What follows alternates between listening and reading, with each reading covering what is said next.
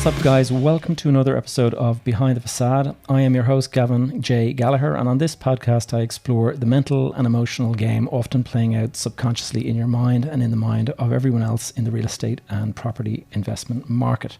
The key to success in this game is to master your mindset and behavior, to get control of your thought processes, your emotions, and most importantly, your ego.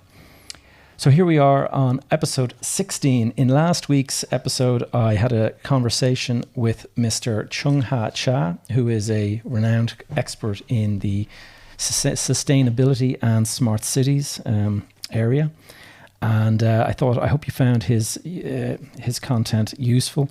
For anybody who's starting out, sustainability and smart cities may seem like it's a little bit over the top, you might say, and you might feel like that there's not really necessary to learn that kind of stuff.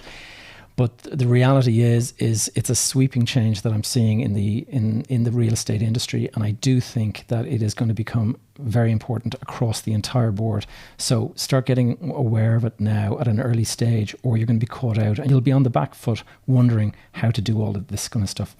Before I get into today's episode, I just want to give you a quick update on some of the stuff that's happening. First of all, we have the Facebook group, and we have 195 members now, and I'm going to be dealing with a couple of members' questions today.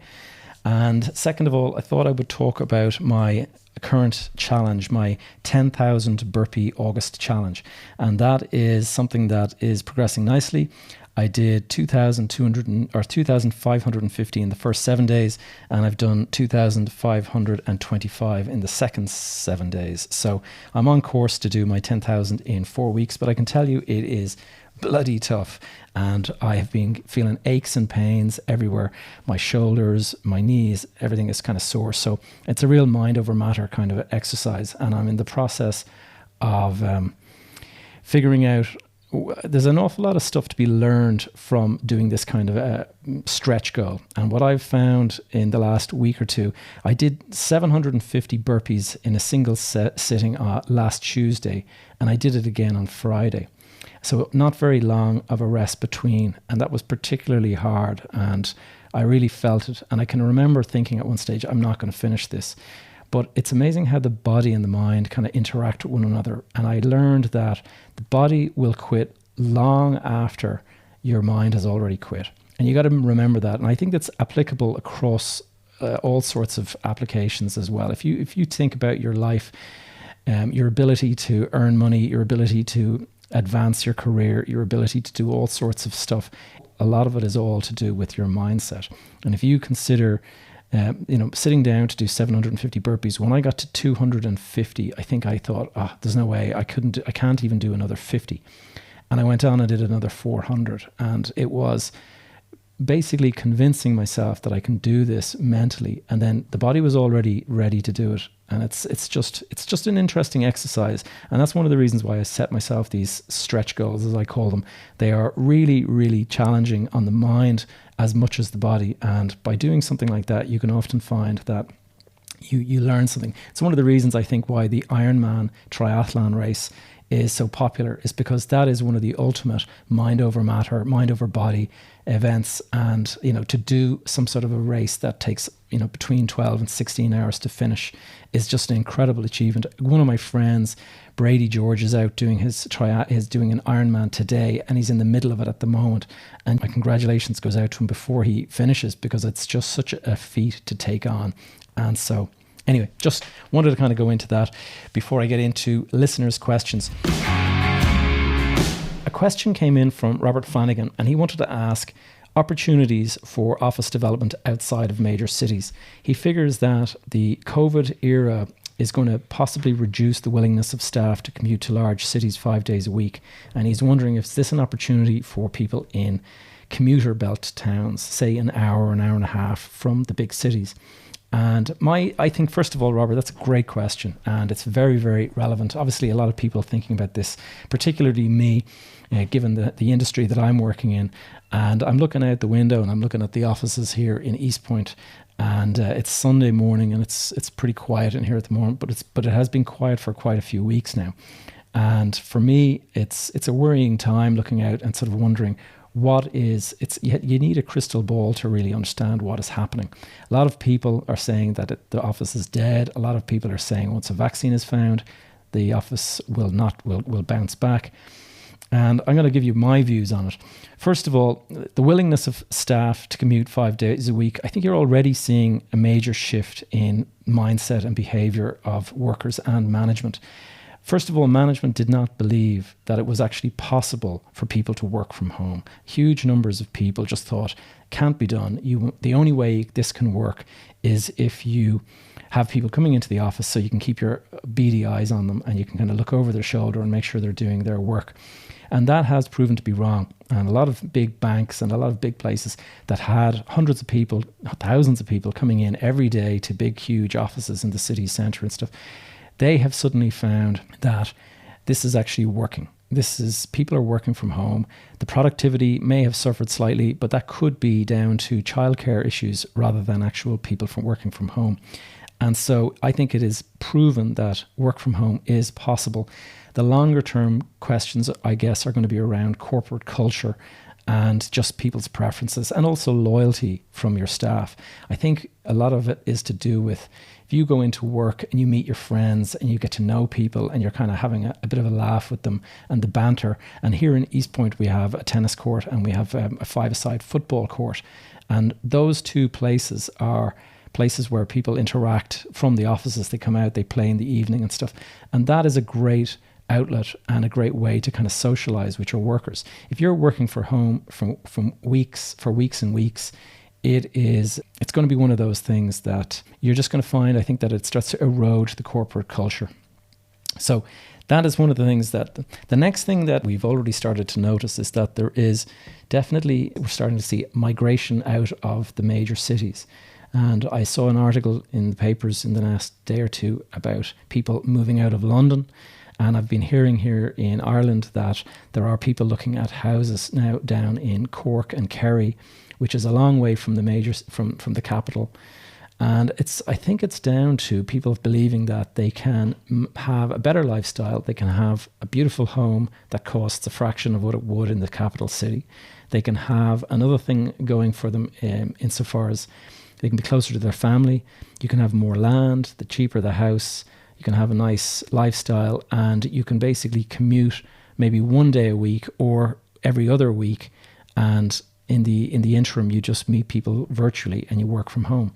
And that's going to be a very interesting development. It's something that I'm actually looking at myself and thinking, yeah, I could actually see myself having a nice home further out, maybe an hour from the city, and living there, enjoying a nicer lifestyle, being closer to my kids and stuff like that, but having the ability to drive in when I need to meet somebody if it is important that you have a face-to-face meeting. But working from home, if you've got the ability to have your own home office or something like that, that is definitely attractive. And so shorter commutes as well. I don't know anybody who's going to miss sitting an hour or so in the traffic or standing in a train or a crowded bus for 90 minutes on the way in. It's just not attractive. And it means I actually sent out a social media poll in the last few days. I asked people on a couple of different locations how it was impacting them. And one person wrote back saying that it's great that she gets up at 6:30 in the morning now instead of having to get up at 3:30 in the morning. And that, she's got basically 2 extra hours in bed, and then she gets to work nice and early. And I was thinking, God, how many people have to kind of get up at that ungodly hour to get into work, to commute? And that is definitely going to be something that is not missed by a lot of people. Also, more effective, it's going to be more effective provided the childcare issue is solved. And so working from home is great if you are sitting at home at the kitchen table and you don't have your kids hanging out of you. During the lockdown, I was at home for a couple of weeks, for the 7 weeks, and my little daughter was constantly coming in and wanting to play and things like that. And, it's hard to say no to a 3-year-old. They don't really understand what's happening. They don't understand that you have hard work on your agenda. And so it was difficult, and I think productivity does suffer in that situation. But if you're at home and nobody's there to sort of interrupt you, I don't see the difference really. And in fact, it maybe can be even more productive because you can switch off the phone and you're not going to be interrupted and things like that. I don't think the majority of people want to return to how it was with those 2-hour commutes and crowded buses and trains and stuff. But the vaccine may change that. If people start to feel like that the COVID-19 has been fully eradicated, you might start to see a gradual return to how it was and people just getting more comfortable. And you will probably see there may be a bifurcation of the career opportunities that you have. So if you're a person who is kind of a go-getter and wants to kind of advance forward, being close to your boss and being somebody who gets seen to be, very active and very proactive, those people tend to get promoted quicker than somebody who's sitting at home, working away, getting their work done. And so you may find that there's a little bit of competition starts to creep back in with people coming in order to kind of be seen, I guess. And so that will be interesting. But definitely, there's been a mixed response to the social media poll I put out there, with a lot of people saying they just don't want to return to work. They like working from home. But then equally, I had people saying that they hate working from home and that they miss the interaction and they miss the ability to catch up with friends and get out of the house and that sort of geographical distancing. Some people, missing the office very much and want to get back to it. The whole social scene is important to them. And I think what you're going to find is it depends on whether you're an introvert or an extrovert. And I'm going to get into that a little bit further later in the episode. So going back to Robert's question, opportunities outside the major cities. Yes, I definitely believe there is going to be a shift towards flex space or co-working as it's kind of known. We're all familiar now with WeWork and the likes of it. But you've got the problem with COVID-19 is just the total uncertainty that everybody has out there at the moment. You have an office which is a very large fixed cost, and it's sitting there. You're paying the rent every month, whether it's empty or full. And obviously, large businesses may be able to kind of weather that storm. There'll be a lot of smaller businesses, though, that this is pretty critical, and they could easily fail if things don't kind of return to normal. And so I do believe there's going to be a lot of corporates out there not willing to sign up to longer leases for the foreseeable future. I think there's going to be shorter term commitments that will be the kind of the call that they're all looking for. And for example, 5-year, 10-year leases, things like that. I think we're going to struggle to find those from the smaller businesses. Maybe the larger ones, I think they're always going to need a certain amount of space. But if you're looking at the flexible space, that is going to be something I think, and already I've heard that WeWork have reported profitability much earlier than they expected. And I think that is down to the fact that they have flexible, available space for a lot of these big corporates. And it also allows people to kind of give their people that are not able to work from home for childcare reasons or whatever, to actually go in and have a space that they can work from. So, and also it means that, you pay for your 50 desks or whatever it is that you need, and you can cancel it at a month's notice or whatever. So that is definitely going to be attractive to a lot of corporate occupiers. And then it's going to get down to preferences of individual workers, where again, if you're into working from home, it's not going to be an issue for you. But if you've got a preference for working away from home, from getting out of the house and leaving to go to an office, then having a flex option close to your home. So that could be commuter towns where you're living might actually find that there is suddenly an uptick in demand for the likes of a co-working space or flexible offices. And the likes of Regis, where you can rent a small office, and that can be your postal address, and then your staff could just work from home. I have already actually seen that happening here in East Point. One of our occupiers has moved to a full work from home model, and they're not coming back. But equally, I have heard some of their staff members saying that they're not happy about it, and they'll probably look for a job that actually has a fixed office. So there you go, a lot of food for thought, and definitely don't think people are going to be wanting to return to long commutes and sitting in crowded public transport because of the safety issues as well with COVID at the moment, obviously. The second lockdown is going to be the big risk. If we hit, and already a lot of places are going into a second lockdown, you're seeing an uptick in the number of COVID cases, and so suddenly it's becoming a bit of an issue again. And I think a lot of people are going to be saying, well, this could be a recurring theme for the next couple of years, or certainly a next year, 18 months. And therefore, I think there could be demand for flex office.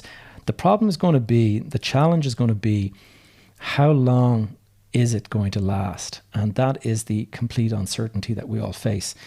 The good thing about these flex offices is that it's a short-term commitment. So if somebody signs up to 50 desks, they have them for however long they need them. And then COVID is solved and it goes back to the way it is. I do believe that it's only a matter of time before we go into a full second lockdown. It may not be full national, it may be localized, it may be, a certain city or whatever. It all depends on how well behaved people are and how well they can manage to get this thing under control. But if you've got an office building in a regional town and you turn it into flex space, I think you could find that there's an uptick of demand. The question is going to be, if a vaccine is found and COVID-19 is eradicated and things can go back to normal, will there be that demand to keep a regional town office full? And also, you've got to try and convince banks and investors, if you're going to go into this and if you're going to go and spend the money to fit out, to build and fit out a nice fancy office for people to come and take up, are you going to actually have the income that people can be guaranteed to pay your debt down and things like that? You're going to have a situation where somebody comes along, wants 50 desks, they may pay you a big premium for that, but the question is going to be, how long will that be? If there's a second lockdown and everyone has to kind of go back to working from home, that's going to be your flex office space now vacant. And if you're vacant, then you're not able to pay your debts and stuff. So I think there's a lot of challenges to this, and you're going to have to try and convince your investors that the premium you charge is worth the risk of, losing the income when it shuts down. And it's going to be down to, I guess, whether society is ready to move forward. And I'm thinking about this in a lot of detail myself, because I think there's actually a big shift in the way offices are built, managed, and the way they're run and operated. And I think the landlord is going to have to get into much more of a hospitality type role, where they're more active in this kind of co-working and flex space type management role, whereas before we just leased an office and that was all we had to do. All right, second question. Robert, I hope I answered that question to your satisfaction. The second question is actually very, very similar and related. It's from Mark Tracy. And Mark asks, do I think people and companies want to share facilities such as toilets and kitchens with other office users in the building? Or would developing self-contained offices be a better option? I think that's a great question. And it's another one of those questions that kind of comes down to a little bit to flex space and a little bit to the way people are thinking about COVID and all that kind of stuff. At the moment, I can answer that question because I've got both. I've got own door occupiers here in East Point, and I have occupiers that are sharing buildings in East Point. And we have had a few people returning to the building. And in order to kind of satisfy, what we did is we put thermal scanners in the lobby. So when people walk in, first of all, there's a thermal scanner there that you can check your temperature. And that's just one little tick in the box, I guess, to kind of give people comfort. The second thing that we've done is we've increased our cleaning regime. So we used to have a person come in every morning at about, I think 6:30 or 7 or something like that, and they would give the whole building a good clean down. So the toilets would get washed out, the staircases, the floors, all of that kind of stuff would get washed in the common areas, and then they would be gone for the day. What we have since done now is we've brought them in for enhanced cleaning. So not only are they cleaning, but they are using sterilized kind of equipment, make sure that the surfaces are all properly sanitized. But second of all, they're coming in again after lunch at 2:00, not after lunch, just before lunch. And so I think at about 12:30, something like that, they come in, they blitz the place a second time, and then that gives people a little bit of added comfort that the place is pretty clean. And so that is one of the things that has given people comfort. They continue to work from the building. There's social distancing, so there's not everybody in the office that was there before, but it is possible. And I think the real question is going to be down to, their belief in safety. And so by giving those enhanced cleaning services, that is something that you can provide. And the reality is, I think, it doesn't actually matter really whether you picked the virus up from one of your co-workers or whether you picked them up from a visitor who entered the building, or whether you pick them up from somebody who happens to be sharing the first or the second floor and you're on the ground floor, you're going to be contaminated. So it's all going to boil down to the cleaning regime that you have in place, and also how good people are with their habits and with their, their ability to kind of keep the virus at bay. If you're leaving your own your own office building and you're walking down to the nearest train station and you're jumping on a train with a lot of other people, then you're at risk of touching surfaces there, and you could pick up the infection just as easily there as you could at walking out of your elevator that somebody else happens to share in that building. So I think that is one of the things that's going to basically control this is sanitization, really. And as long as good hygiene and you maintain a good cleaning regime, I think the risks can be mitigated. When you get into flexible office, I think that's going to be more attractive than having an own door office. And we have as I mentioned earlier, we've seen that here in East Point, where we have a couple of people. It's rare enough here in East Point at the moment that we've seen anyone moving to a full work from home situation, but there is one occupier has done it. And what they've decided to do is they're going to have a Regis office, and the Regis office is going to be their postal address, and it's going to be a venue that they can have occasional face-to-face meetings, but pretty much everyone is going to be fully working from home. Now, one of the problems with moving to a work from home situation is what I've actually found. It's interesting. First of all, the corporate culture is definitely going to start to suffer. If a lot of people are working from home and you don't have that social interaction, that is going to affect corporate culture. And corporate culture is a big thing for all of these big tech companies.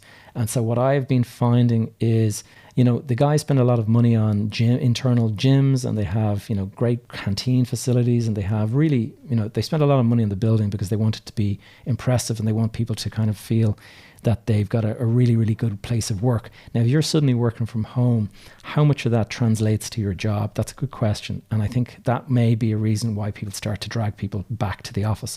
But the other thing that's important to remember is education. And it's something that was reminded to me from a person in a law firm recently, is that when new recruits come to a law firm, they usually shadow somebody who is more senior for a couple of months. And that shadowing of that person is actually where they get an awful lot of their education. And so if you're going to be working from home, you're going to miss out on all of that ability to pick up the knowledge just from overhearing your colleagues talking on the phone, from sitting in on meetings that you just happen to kind of be sitting there, so you're overhearing the conversation. And there's an awful lot of stuff that you pick up from being exposed to more senior people in management or whatever.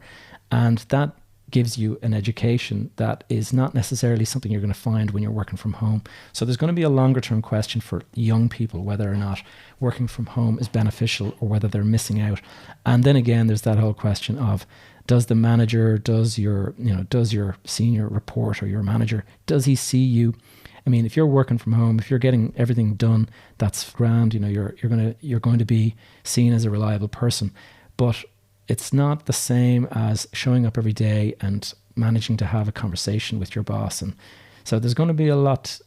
We're going to have to see what happens in the next couple of months with all of this. I do believe that the whole world in terms of work is kind of up in the air at the moment, and there's going to be new policies, there's going to be new findings, I think there's going to be some mental health issues with people working from home for prolonged periods. Some people can do it. Don't think everyone is suited to that. And so I'm going to get into a little talk now on the personality and the role the personality plays in that whole thing. So let's get into the second topic today, and that is one that I find really fascinating, and that is the Myers-Briggs Type Indicator, or the MBTI. And there's another name for it, and that is the 16 Personalities Test. And this is a test that was developed by a woman and her daughter, Catherine Cook Briggs, who started it in 1917. She started this research, and her daughter, Isabel Briggs Mayer, she carried on the work, and it was launched finally in 1944 during World War II. And it's based on a concept proposed by the Swiss psychiatrist Carl Jung. and that is that people experience the world using 4 principal psychological functions. And those 4 functions were sensation, intuition, feeling, and thinking. And the point that he was making was that one of those particular functions was particularly dominant in your system. And so Catherine and her daughter Isabel, they went further with this, and they actually developed a structure and put some additional functions in, and they came up with a test that pairs 4 different functions, and it allows you to choose which one is your more dominant one, and then it ranks them. And the way what they've come up with is there is the introvert versus the extrovert, there is sensation versus intuition, there is thinking versus feeling, and there is judging versus perceiving. And from these came 16 possible combinations, and that is where the 16 personalities identified by 4 initials come from. In my case, I am known as an INTJ, and that is introvert, intuition. The N stands for intuition, T stands for thinking, and J for judging. So to make it a bit easier, the various traits and the various kind of preferences, strengths and weaknesses, what they've done is they've given each of these 16 initials a persona. And the INTJ is also referred to as the architect or the mastermind. And there are a couple of different examples that I'm going to give you. And there is the ENTP, which is the nickname is the debater. And those people are smart, curious, and they cannot resist a good debate. There is also the INFP, and the nickname is the mediator. And those are poetic, kind, altruistic people who are always eager to help a good cause. There's also the ESTP, and that is the entertainer. And that is spontaneous, energetic, enthusiastic, and life is never boring around the entertainer. And by those initials, what it means is, just to kind of go through INFP, what that is that the sort of the dominant features of that person, of that personality, are that they are introverted, they have intuition, they have feeling, and they have perceiving in their functions that kind of drive their behavior. And while it all sounds a little bit difficult to kind of put your hands around, and it's somewhat an unusual kind of thing to try to understand, when you actually get into the different traits and stuff, you will recognize incredible similarities with your own personality. And what I found when I read about the INTJ is it was like reading about myself. Somebody just, had been watching me from afar and wrote about me. And that was what I read when I read about the INTJ. So what's the point of all this? Well, once you discover your personality and you read up on, it was like a eureka moment for me, because what I suddenly realized was a whole lot of stuff that I had struggled with over my life. I suddenly realized why. And suddenly you realize what your strengths are, what your weaknesses are, and you really can focus down on your strengths, and you can find others to complement your weaknesses. And that is really the point that I'm making in talking about this today. For example, growing up, I was never into team sports. So whenever my friends were playing football or rugby or whatever it was, I really just was not entertained by that game at all, those games. I much preferred to do my own thing. I preferred running or triathlon in terms of sports and stuff, but I also preferred track and field. I preferred doing things that was just me against myself or against the clock, or against, some sort of a tough thing like climbing a mountain or something like that. And why is that? Well, INTJs are really well known for their preference to work alone. And they are comfortable with long periods alone. And that very much describes me. Things like going sailing single-handedly across the Atlantic or something like that.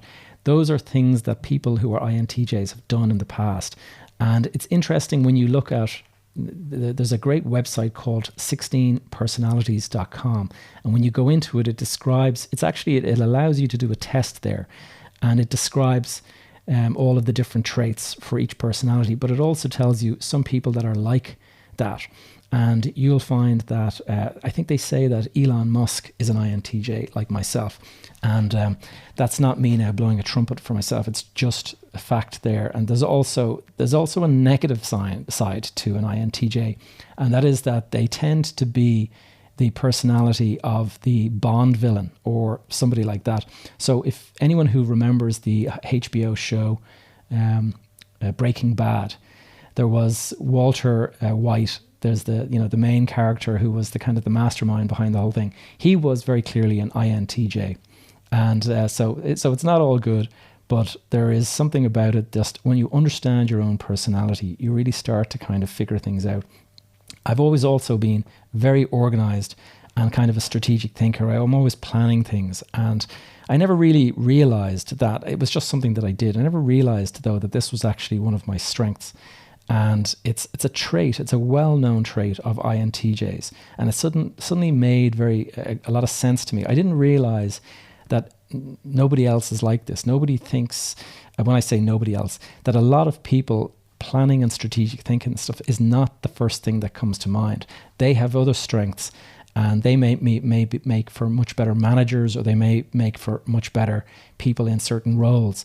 Entertainers, obviously, they're not necessarily planners. They are people that are very spontaneous, and they're able to come up with great creative music and things like that. Understanding your personality is super important. And things that I've struggled with over the years, one of the things that the INTJ has is they can be very judgmental, and not necessarily with, well, yes, others, but also with myself. And so if I screw up or if I do something wrong, I can be very, very hard on myself about that. And it's because INTJs tend to have very high standards. And when they are not met, this stresses them out and gets them annoyed. And also, if things don't go according to your plans, that is also something that can be very stressful and can cause all sorts of just reasons for you to kind of beat yourself up. And so that is something that I am now very aware of. And the takeaway from this point that I'm making today is that if you go and figure out what your personality is, you can actually, first of all, figure yourself out. But second of all, you can figure out the kind of people that you need around you to fill in the blanks. And there's a complementary personality out there that will help you find the missing stuff that you struggle with. So it's very much a point that if you are somebody who, say you're particularly good at team building and you're a very personable person and you're great for teams and stuff like that, that is something that my teamwork is not particularly good. It's not a strength of mine. And so it's important that I have somebody in my team that is actually good at team building, because it's not something that I will automatically bring into the mix. And once you have the knowledge that that is a weakness of yours, rather than trying to fight it, you can sort of go out and try to find that person that complements your abilities. This is something anyway that I think is useful, and it's definitely something that I would recommend you guys check out.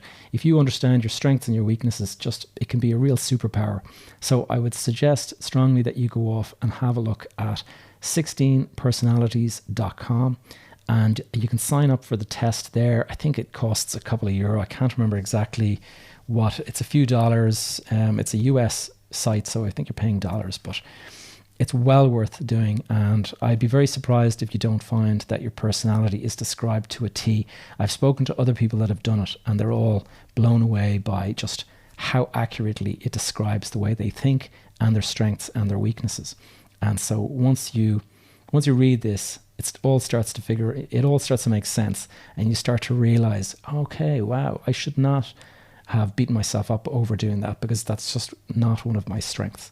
And therefore, you now know who you need on your team, or who you need to partner with, that will bring those complementary skills that you don't have. So that's it, guys. Episode 16 is over, and I'd love if you guys would check out the show notes for today. You'll find various websites that I've mentioned below and in the show notes. I'd like to thank you guys so much for listening. And my number one ask of you all is if you could share this episode out with a friend or a colleague who you think will get some use from it. I don't charge anything for these.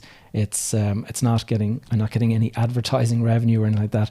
The cost for doing this is just simply to share it out and try to get the word out there, because it's hard to get noticed in this busy day and age. There's an awful lot of distractions out there. And so if you think of anyone that would find this podcast useful, send them a link and just let them tell them about it, and that way they might figure out whether or not they'd like to continue listening. Alternatively, you might consider leaving me a review over on iTunes or wherever you're listening in from. This is very, very helpful for the podcast because it moves us up the rankings and it helps us get noticed. And when you're noticed, all of a sudden you pick up more followers and things like that. So if you have any other questions or topics that you'd like me to cover in future episodes, please join the Facebook group. That's Behind the Facade Community. And this is the best way to connect with me directly. But I'm very active in that group, but also you'll find me on social media. And lastly, if you want to follow or learn more about me, sign up to my newsletter by going to my website, gavinjgallagher.com/go. And you can also check out my YouTube channel, PropTech TV, where I post most of my property related content. All right, guys, until next time, have a great week.